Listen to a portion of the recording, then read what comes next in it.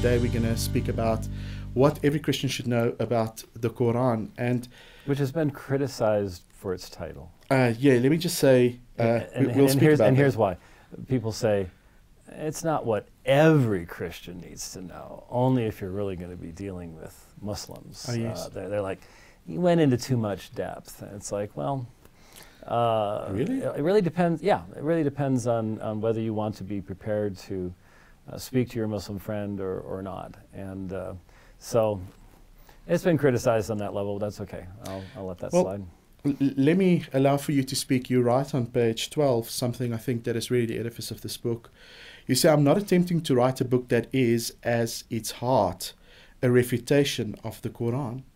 And as far as I can tell, when I read the book, this was really just a concern for the church to know who they are dealing with when they're looking at their Muslim neighbor.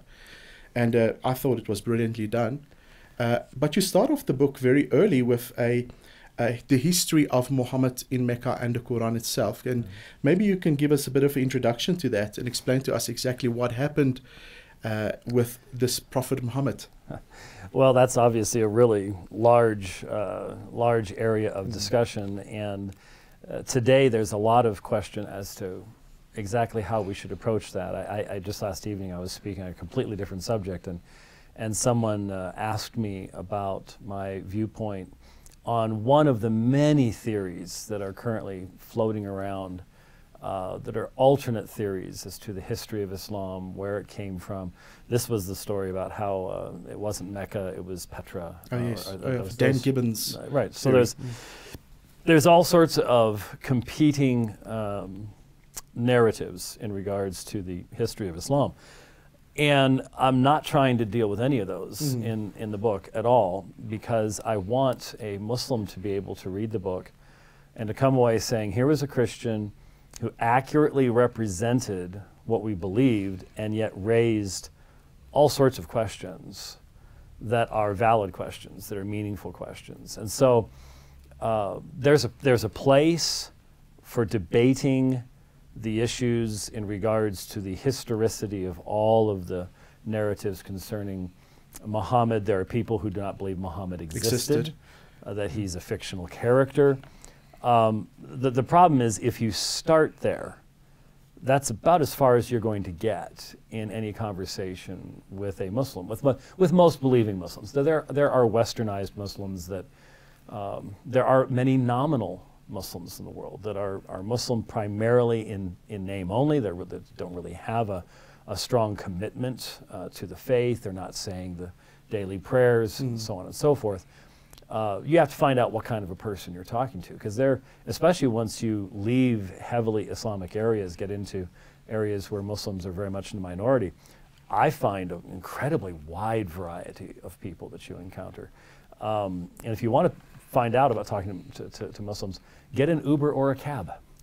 Every single person that I have ridden with for the past 3 years. Yeah, sure. That could just be a miracle of the Lord, I suppose. But long conversations on the subject of Islam. And in those conversations, wide varieties of views and what they'll accept and what they'll not accept. But in general, if you're not starting with their narrative as to who Muhammad was, you're not going to get to anything else. Yeah, for sure. Because you're just going to be stuck on that one subject. So if you want to get past that, if there's certain things that you want to communicate in a brief amount of time to a Muslim individual that you hope will cause them to hear and to listen and to think and to expand their interaction with what you as a Christian believe. Because many of them think they know what Christians believe, but very often have a very skewed perspective. Just as the vast majority of Christians that I know have almost no meaningful knowledge of real Islam or Islamic theology, or they don't know what Tawheed is, and nothing like that. So unfortunately our communities don't know each other very well. Almost no Christians I know of have ever read the Qur'an, even though it's only 14% the length of the Bible. It's just a little over half the length of the New Testament, so it wouldn't take all that long to do. And unfortunately, it's about the same percentages when you ask Muslims what they've read of the Christian scriptures. Absolutely. So our two communities are just talking right past each other. So with all that said, it just seems to me that if your goal is to communicate gospel truth rather than engage in comparative religious studies, then the best thing to do is to just simply go with the Muslim narrative in regards to who Muhammad was, when he lived, when he died, issues like that. Don't bother getting into all the other stuff. Utilize that narrative, and then from that basis, once you have the fact that they're hearing you, they're recognizing that you are showing them the respect of having done some study and some thought as to what they believe, then you're going to be able to present those areas of Christian truth that are the most important to communicate with real clarity to a Muslim. So you will notice, as you well know, you have attended many of the debates that I've done here in South Africa on the subject of Islam. I've lost track of how many there have been. There have been Quite many. a few. In mosques and from Anglican churches to mosques and everywhere in between. Universities and buildings that get burned down at universities and everything else, from what I understand. So you have heard that one of the ways I attempt to lower the temperature of the discussion is that when I have to make a statement concerning the Qur'an's author, I'll refer to him as the author of the Qur'an. Qur'an, yeah, for sure. I rarely say Muhammad. And that's not a trick. It's just simply there are questions as to whether this volume, and this is the one I have with me today, is the study Qur'an. That's why it's so big. It's the first Qur'an I've ever seen that has more notes on the page than text. Yeah, for sure. That's why it's as thick as it is. The Qur'an's not that long of a book, but the author of, some people believe that there are multiple authors of this. There's some that believe that there was an initial author and then later redactors. There are all sorts of theories, and the reality is that when it comes to the study of the early sources of the Qur'an, we're still in the infancy. In comparison to New Testament studies, Yeah, for sure. there is considerably less, despite the fact this is 600 years closer to us in history. We're still in the infancy of the study of these things in comparison to New Testament studies.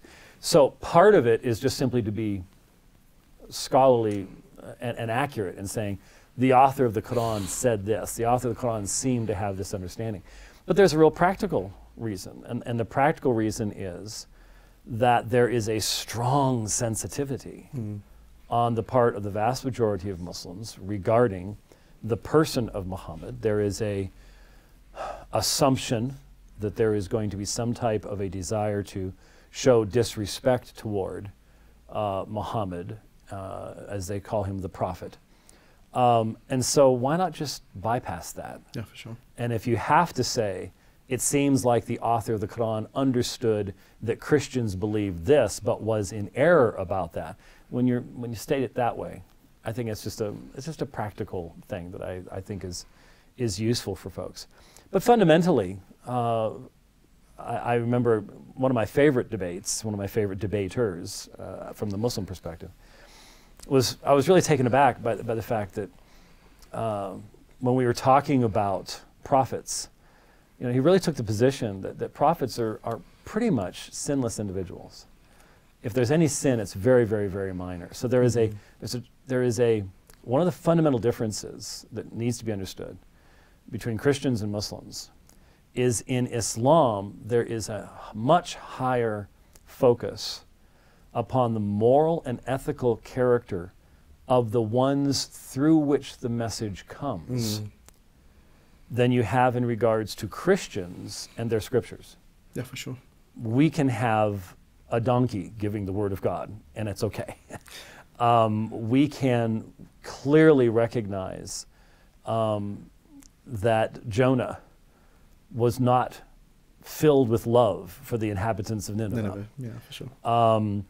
And we recognize very clearly what Peter said. He said, Men spoke from God as they were carried along by the Holy Spirit. So yes, men spoke. They use human language. They speak from the context in which they are living. But they are being carried along by the Holy Spirit, so that what the result is what comes from God. That is not the Islamic understanding of where this comes from. The Islamic understanding is that the Sunni understanding, the historic Orthodox Sunni understanding, is that this book is uncreated, that it has eternally been written on a heavenly tablet, and that it was sent down in at one instance in the month of Ramadan. It was called Laylatul Qadr, the night of power, to the angel Jibril. And then it was delivered to the prophet over the course of a couple of decades as need arose for that particular portion to be given to him, until traditionally the last portions of Surah 9 were delivered to him, and that was the final giving of the Qur'an, which was then memorized and recited and so on and so forth.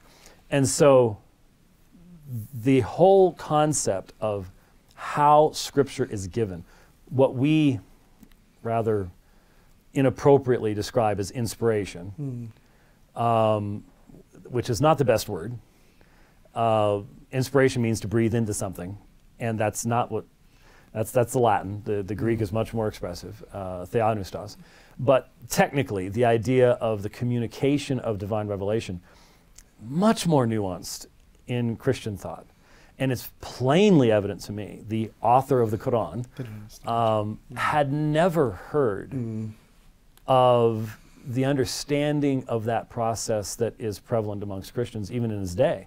Sure. And clearly, by his death in 632, the traditional date of his demise, there were tremendous Christian works in existence that had that nuanced understanding of how it is that God gave the Scriptures. There's no evidence that he or anyone around him had any knowledge of anything like that. So I find it to be a significantly simplistic understanding of basically an angel coming and said, say this, here it is. And really the traditional Orthodox understanding, and this is very important, by the way, and I know I'm not getting to a lot of Mohammed, but this is very important. The traditional Islamic understanding is that there is not a fingerprint of Muhammad on the Quran. There's none of this is his interpretation, his understanding. For example, what he understood of Christian theology, to you and me, is incredibly important. Yeah, for sure. And there's the later event in his life where he meets with the Christians from Najran, which ends up being the background of portions of Surah 3. To you and me, that's absolutely central, important stuff. What did he understand? Did he have a misunderstanding? What about the Christians he had encountered? Did he encounter unorthodox Christians that communicated an unorthodox view of Jesus? These are vitally important questions that are irrelevant to the tafsir literature. Tafsir literature is the commentary literature where commentaries are written on the subject of the Quran. So it's called tafsir. Irrelevant, because what Muhammad knew doesn't matter. Because it is a mechanical, what we would say today, MP3 recording device. That's all he is. He is a mechanical device. Information in, information out, no interpretation, no alteration, boom, there it is. Now, I think most Christians recognize that's not what we believe. There are some Christians that sometimes have a rather mechanical understanding of inspiration, almost automatic writing style, which was not held by early church fathers, shouldn't be held by us today, because we can recognize when I teach Greek, the first book we read is 1 John. Why? Because on a scale of 1 to 10, 1 John's at about level 2. Vocabulary, syntax, grammar, it's simplistic. If I wanted to destroy my students and make sure they never continued their Greek studies, I'd have them read Hebrews because they're going to give up, because it's level 10 out of 10. It's a high level vocabulary, incredibly difficult syntax. Obviously, John and whoever wrote Hebrews, which I think was a sermon made by Paul that was written down by Luke. But anyway, whoever wrote that were not the same person. Completely different styles, completely different ways of speaking. So the idea of automatic writing just does not make any make any sense as to how the New Testament came into existence. So we have a much more nuanced, I think much deeper, much higher, in my opinion, view of how that took place. But the Orthodox Sunni, and you'll encounter non-Orthodox Sunnis, especially outside of majority Muslim countries. Mm-hmm. But the Orthodox Sunni understanding is that this is an exact representation of what's on that heavenly tablet, which is uncreated. Okay. Which means even the Arabic language, in essence, has an eternal characteristic to it. And as you know, you cannot have a conversation on the subject of Islamic theology without utilization of Arabic. Oh, absolutely. Can't be done. The fundamental definitions of all of that faith are found in the Arabic language. I remember I was speaking in Boulder, Colorado. I made some comments about the centrality of Arabic, and this one Muslim came up to me afterwards and he said, I'm not really so sure that I'm not sure that you're really right on about that. Half hour later, we've been talking about a bunch of stuff, and I stopped him and said, how many Arabic terms have you and I used in the past half hour that only you and I understood and no one around us understood, and yet they were central to our conversation? He sort of looked down and said, okay, point taken. It was obvious. It's absolutely central. So even the language in which it was written is something that has a divine aspect to it. Yeah. So everything we can talk about regarding Muhammad, the fact that they assert that he was illiterate, which is highly unlikely given the amount of caravan trading he was involved in. There's documents to be signed, there's things like that. But let's say he was at least not a literate man in the sense of having read much of the world's literature and stuff like that, which seems clear. What's very plain, whoever wrote this only had an oral familiarity with the contents of the Christian scriptures. Yeah, for sure. Historically, we do not have any manuscripts in Arabic of the Old and New Testaments that would have been in that area during his lifetime. So it does not appear that either the Old or New Testaments had been translated into Arabic during his lifetime. In actual fact, Doc, let me just intervene there and say, do we find any of the Gnostic texts that were written in Arabic? Because one of the accusations and one of the schools of thought today is that what have been introduced into the Qur'an very early on and into the mindset of specifically the Prophet himself was that he encountered Gnostic Christianity, which in actual fact, if you look at some of the narratives, even in the Qur'an, that relates directly to some of the Gnostic texts. Because there are a number of references in the Qur'an to stories that are found only in what's called the infancy gospel of Thomas and the Arabic infancy gospel as well, which we know were written no earlier than 200 years after Christ, and the Arabic one was probably about 500 years after Christ. And so would those have been, now the Arabic infancy gospel would be Arabic, but its origin and sources would go pre-Arabic. And the infancy gospel of Thomas, the very way in which those stories are told, and every other reference, there's almost no references whatsoever to the New Testament. Almost none at all. There is a, if you take this and then you put the New Testament here and you put the Tanakh, the Old Testament here, the New Testament is filled with direct citations of this intimate relationship. There is a chasm here, absolute chasm here. Now, this assumes that its reader knows both of these. Absolutely. Absolutely assumes it. And that would refer to the Torah and Injil and the Zabur. Yeah. But when, for example, the story of Lot, Sodom and Gomorrah is told, 4 different places, sort of 7, 26, 27, 29,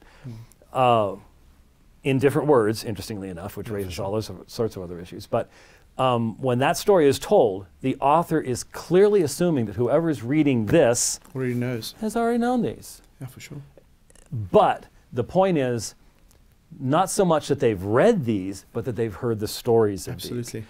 And the way in which the story about Jesus and the clay birds, the speaking from the cradle, all of that could be transmitted orally. It's not a citation. It never says, and it is written somewhere, quote.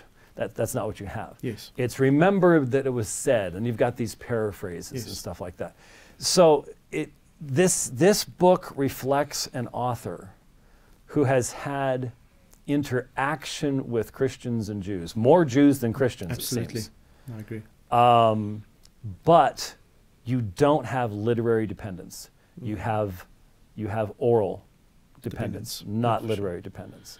No question about it. So Muhammad, is he illiterate? Well, he's had conversations. He allegedly is married to Khadijah. And again, this is the Muslim story. And he becomes deeply concerned about idolatry. You have to recognize whoever wrote it was consumed initially on the subject of polytheism and idolatry.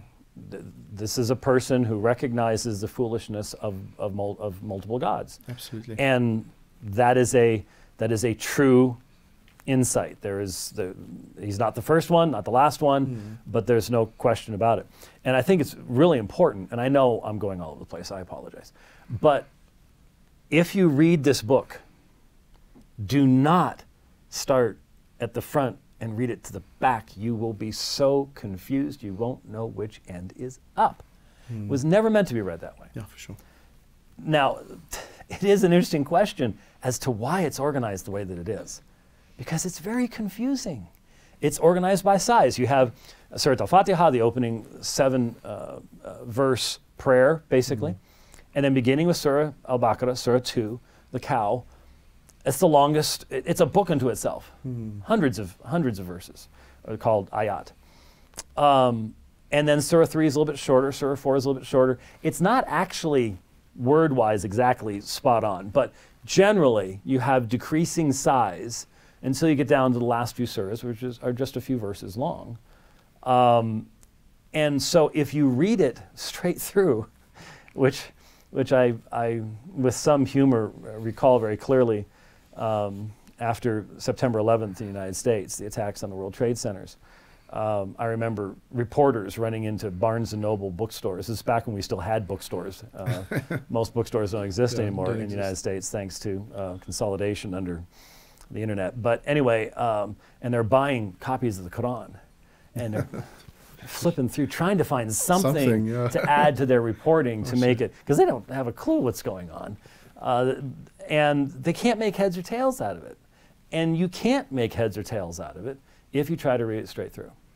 You must remember that chronologically, it's written in a completely different order. And so the reason I bring this up at this point is that when you read it in the best chronological guess that we can give, and there's a chart in the book that gives you the best chronological guess that we can come up with. It's in toward the beginning, somewhere in the 40s. There it is, right there. Yeah, there's the chart.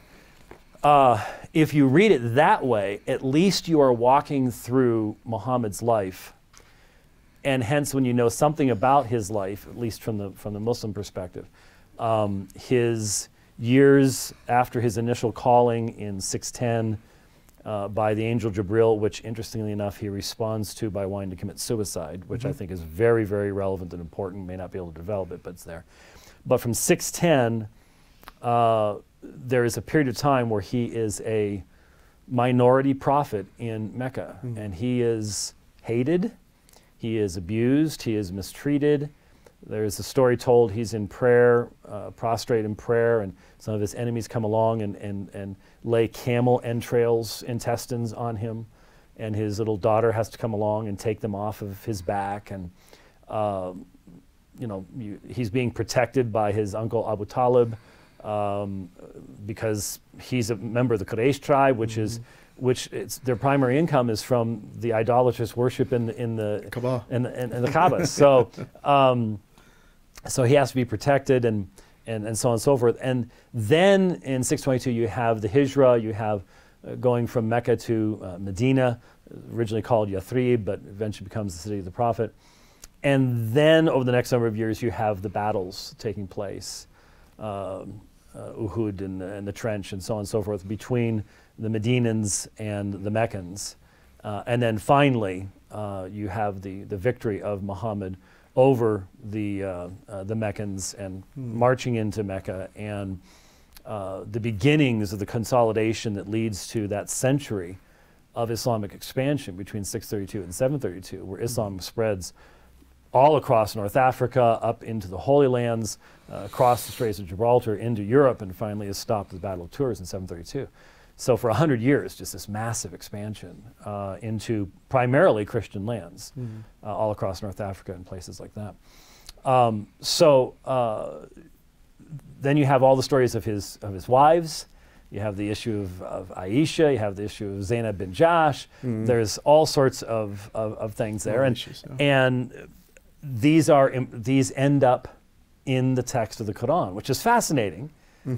If somehow it's uncreated and written, not even written, you can't even say it was written in eternity past, because that would be a point of time in past. Of creation, yeah. Sure. So it's always been on this tablet, and yet especially Surah 33 and the story of Zainab bin Jahsh is just, in my opinion, the most human story in the Quran by a long shot.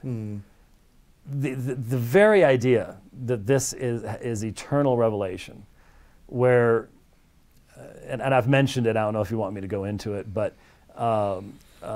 where Muhammad had, he had adopted a young man named Zayd. He was even known as Zayd bin Muhammad, Zayd the son of Muhammad. And Muhammad had given his cousin Zainab to Zayd as wife. And so at a point in time later, Muhammad comes over to Zayd's house. Zayd is not there. Zainab is there. And according to Al-Qurtubi and Al-Tabari, these are two very well-known Islamic, trusted Islamic sources. I'm not making these things up. She's not fully dressed. She's wearing something that's rather flimsy. And Muhammad is just stunned. I'm not sure how he would be stunned, but he's stunned by her beauty. And by what he says, once Zayd gets home, finds out about it, Zayd realizes that Muhammad wants Zainab. So he goes to Muhammad and says, I'll divorce her. Well, here's the problem. In Arabic culture, you cannot marry the divorced wife of your son or adopted son. Yeah, for sure. And so Muhammad says, keep your wife. Well, once Zainab realizes that the Prophet wants her, she doesn't want Zayd anymore. So there is a divorce. And so one day, Muhammad goes into one of his revelational trances while Aisha is there.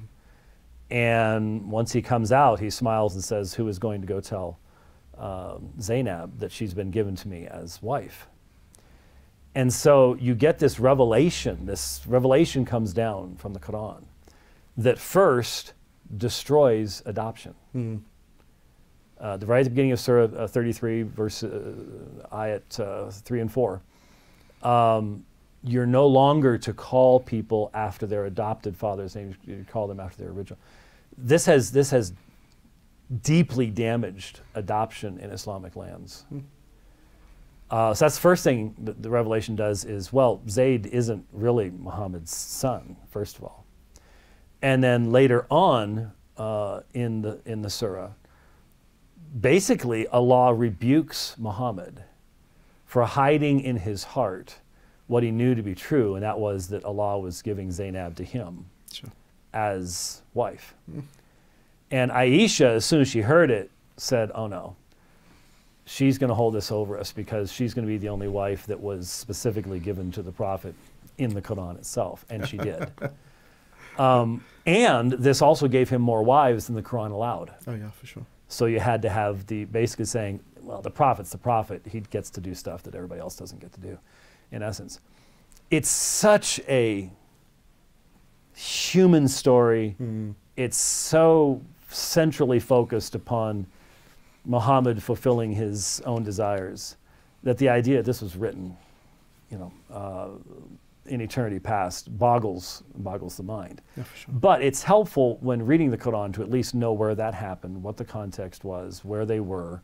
You can put it in some kind of a context in that fashion, and that's very, very helpful. So, anyways, I didn't mean to go into all the detail on that. That's good. I think for an introduction, you already mentioned that's the man in the book, and I think it's good that we reflect on the very character of the man, because a lot of times Muslims won't have an issue if you speak about the Quran, as long as you do so respectfully. They won't even bother if you speak on Allah, but the moment you speak about Muhammad, you need to be very wary as to what you say and where you go with this. And you started off and you mentioned that there is the nominal understanding from Islam that the prophets need to be perfect or even sinless. And even though when we look at the life of Muhammad, we can see quite clearly in some of the earlier sources that there's a lot of things that are taking place which in actual fact is not to be contributed or even attributed to somebody of great stature or even of impeccable character. Do you think it is important to focus on that and to, in our witness to Muslims, I find whenever I speak to Muslims, the moment the question of Muhammad comes up and I ask these questions, that there is somewhat of a resistance to go any further. There is, and I think it's always best to get into this area, if you need to get into this area, only after establishing some type of relationship. I agree. If you're standing on a street corner someplace, you've never met this person before, this is probably something you don't want to get into at this point in time. That's why you and I both know people who think that it's actually the best thing to do is the first thing, you just start attacking Muhammad. Yeah, for sure. But they think witnessing is offending Muslims, not actually communicating with Muslims. There's a difference between the two. You're right.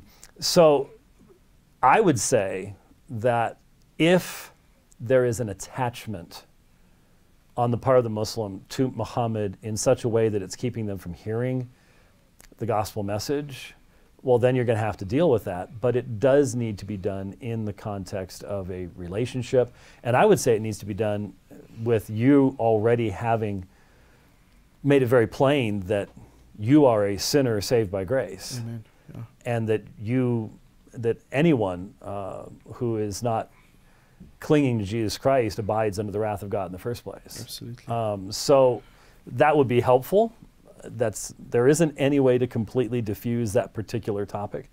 But if it's done with a willingness to place him in the context in which he actually lived, which we have to do whenever we're dealing with, if you have to deal with David, you got to place him in the context in which he lived, not in the modern context. That's a failure that we engage in all the time.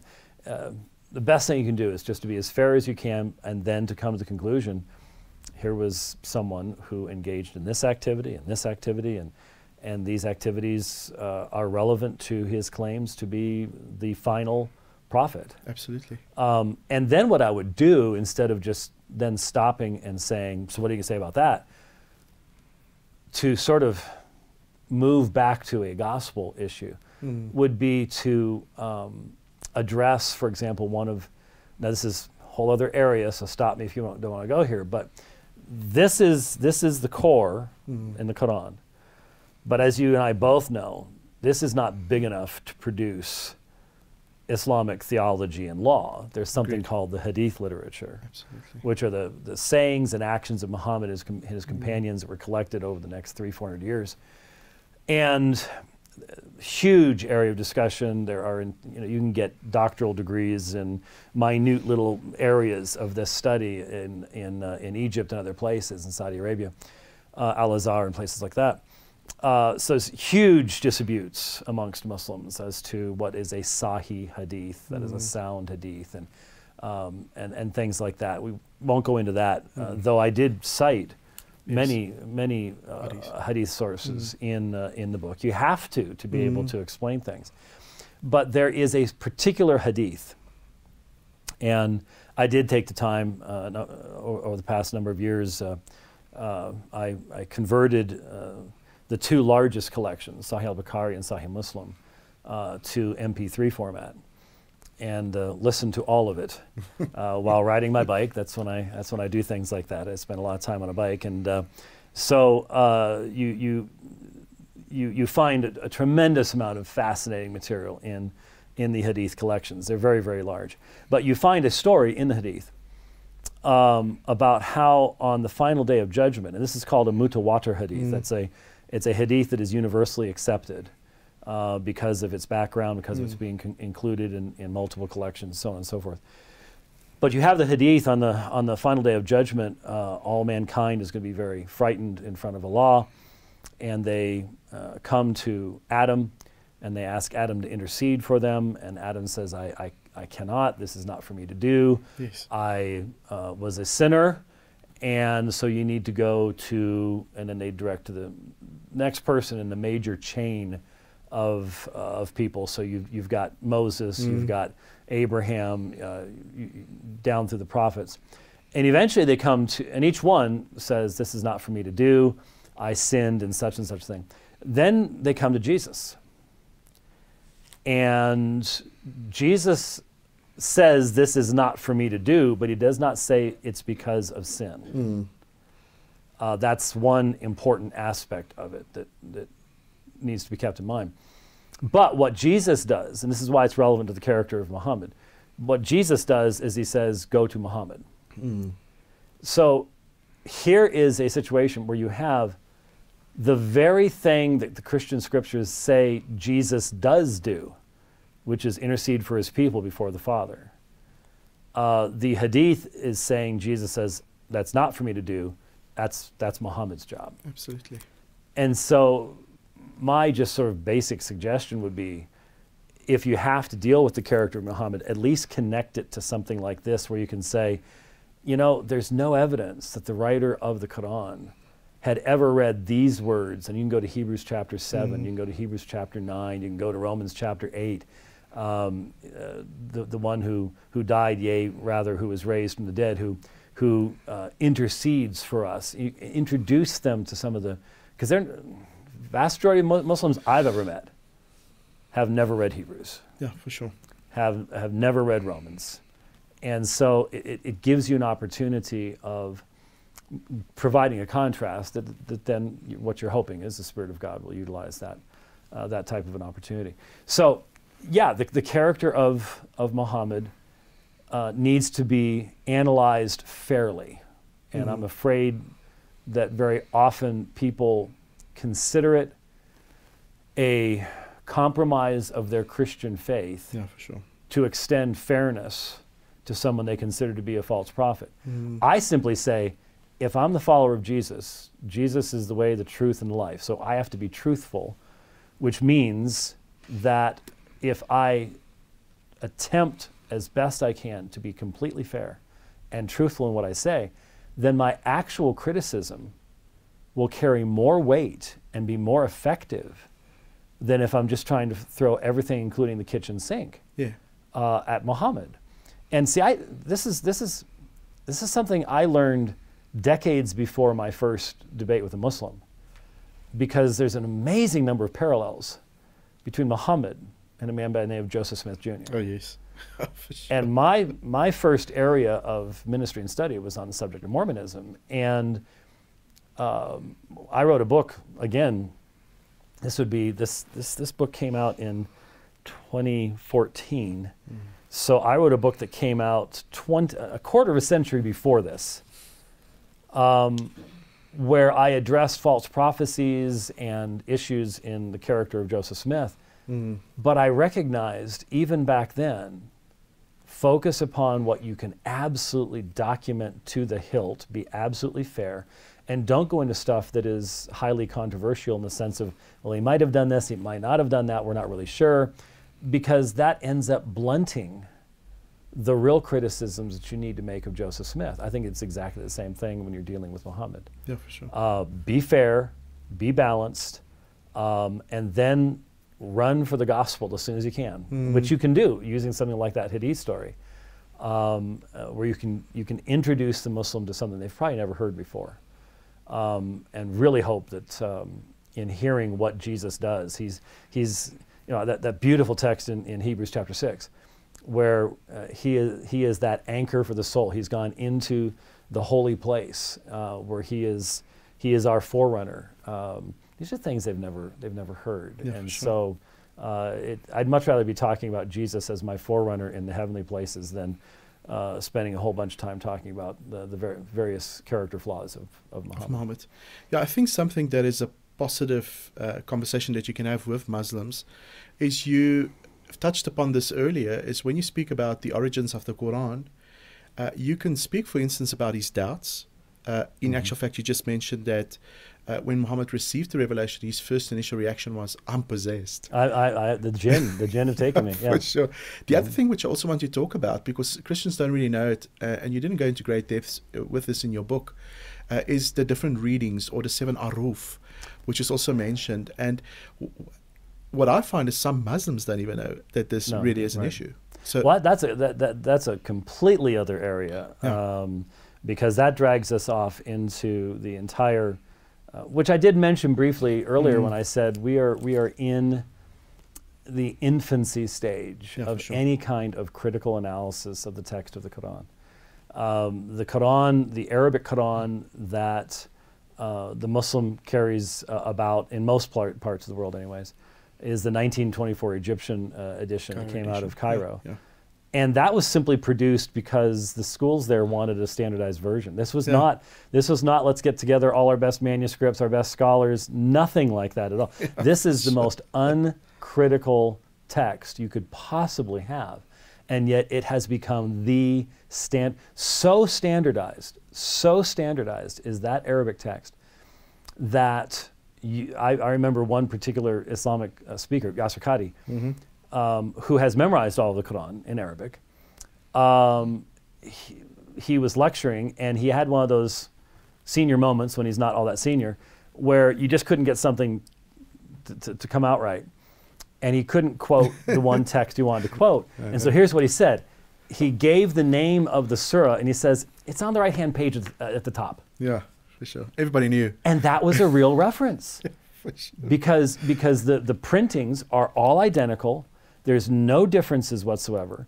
And so, yeah, if you went to that surah on the right-hand page at the top, that's what you're going to find. Yeah, for sure. That's how absolutely uniform the citations are. Well, the problem is that uniform text, no manuscript that we have of the Quran is identical to that.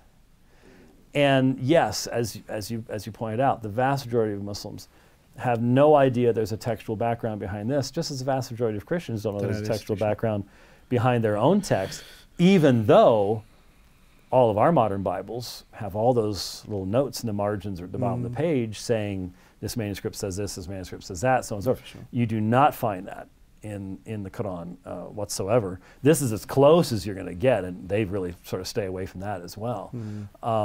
So that textual issue is vitally important, because the Muslim thinks ours is all messed up and theirs all say the same thing. That's just not the case. Yes. That's just not the case.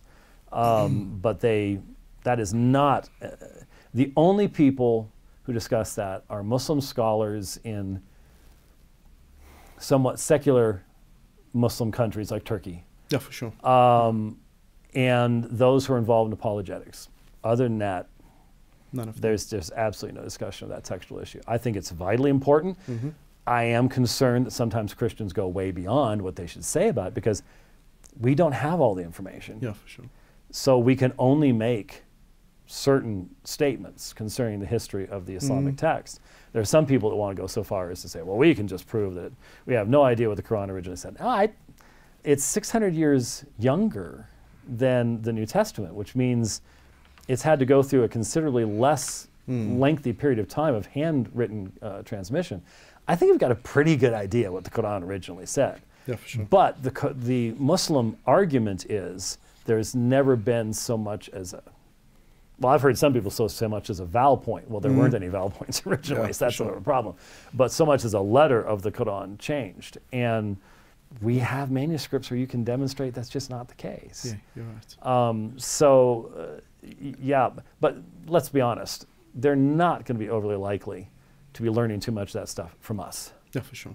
But if we can challenge them on it, then go back to their own scholars, then that can be definitely a useful area to get into. But it requires a tremendous amount of specialized study. No, agreed. You also mentioned in the beginning that it is important for us to focus specifically on the history of the Quran. And in your in the book, you speak about the different methodologies, and you spoke about the difference of inspiration between the Christian revelation and the Quranic revelation. You also mentioned in the book that there is a vast difference between the revelation of the Quran and the multiple attested texts, like, for instance, the New Testament. Can you explain to us what you mean with that? Yeah, this is I really wish, especially Christians living in areas where there are a large number of Muslims, I really wish this would be something that they would get hold of, because I've really considered it to be extremely important. That's why I've debated it twice. We debated it once in Potchefstroom with Yusuf Ismail. I debated it in London with Adnan Rashid. And this is the difference between the free transmission of the text of the New Testament and the controlled transmission of the text of the Quran. So let me explain what those two terms mean, because obviously most people, that's not the type of terminology people are normally utilizing.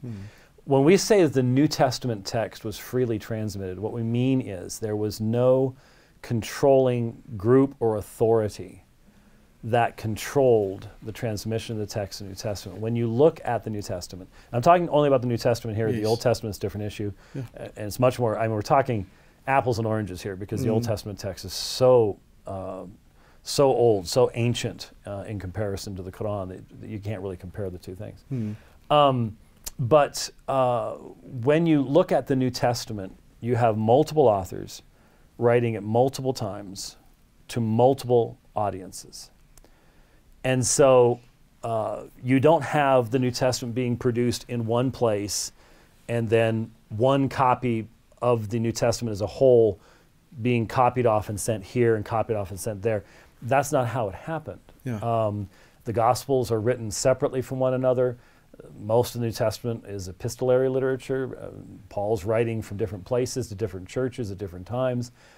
And it only becomes collected over a period of time, long after the original writers have passed from the scene. Yeah, for sure. So you don't have any one group that ever controls the text of the New Testament. Because the persecution of the early church by the Romans, they had to be making a lot of copies because the Romans were destroying copies. And so you have multiple lines of transmission going all over Europe. And so no one could control it. Yeah, for sure. So that's called a free transmission of the text. There's no external controlling source. The Islamic sources themselves, and of course there's dispute as to the accuracy of these, but the Islamic sources themselves refer us to what's called the Uthmanic recension. Yeah, and specifically what you have is within a few years of Muhammad's death, during the caliphate of Abu Bakr, there is an initial collation made of the Quran. That it's very plain from these sources the Quran did not exist as a singular literary body in Muhammad's lifetime. Now, I've had many a Muslim dispute that. Absolutely. But the Muslim sources themselves are pretty clear on this, that it was during Abu Bakr that there was the initial collection into one form, one written form, but only one manuscript was made, one mushaf was produced. And it's years later, during the third caliph's reign, Uthman, that people are starting to quote the Quran differently as the empire is expanding. And so they come to Uthman and say, save us from what happened to the Jews and the Christians. And so Uthman gets that earlier manuscript, but he does a recension. He puts together a committee, says they find material that wasn't originally found. We were even given one of the verses that had not been in the original collection. So there is an entire recension done by Uthman. Now, there are other men, such as Abdullah ibn Masood, that Muhammad himself had said was the one to go to. He's the expert. He was not involved in this, and he was not overly appreciative of Uthman's recension. Yeah, and I think at one stage he even mentioned it. No, there's only 111 surahs. There's not 114. Well, Ubay ibn Ka'b had his number. The numbers vary between 111 and 116, but especially in regards to just the text of the Qur'an.